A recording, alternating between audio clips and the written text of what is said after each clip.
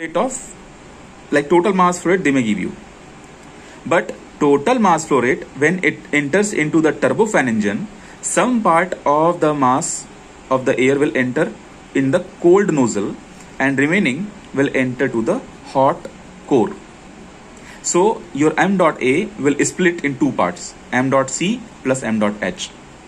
When you will take the ratio of m dot C by m dot H, then this ratio will give you some value. This is known as bypass ratio. And you will be amazed by knowing who termed this turbofan engine very first. There is a company called Rolls-Royce. I hope you know about that.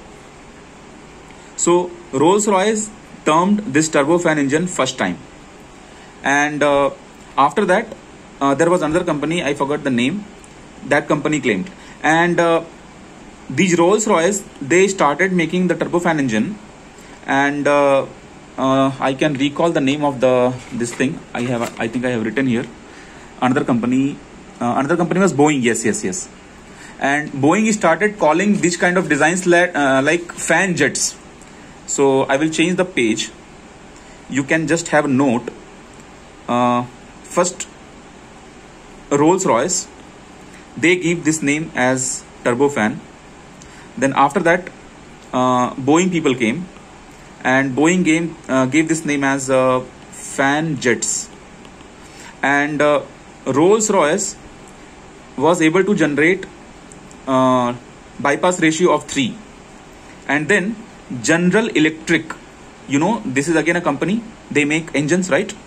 So General Electric, they came and they were able to make bypass ratio of 9. Okay, this is the history. Nowadays everyone is having their technique, so nowadays it is not a big deal to create any kind of this thing. So this G3 engine was TF39, and this bypass ratio was 9. It was a really good, it is really good engine. So now come back to the first page. You can see here, in this entire design, only two things are being important. One is MC, one is MH. If you'll add them, you'll be getting total mass flow rate of the air. It means what? This data, what you are seeing here, MC by MH. In this data, if they are asking bypass ratio, then they may give you splitted data. When I will give you numericals, you'll understand what I'm trying to say.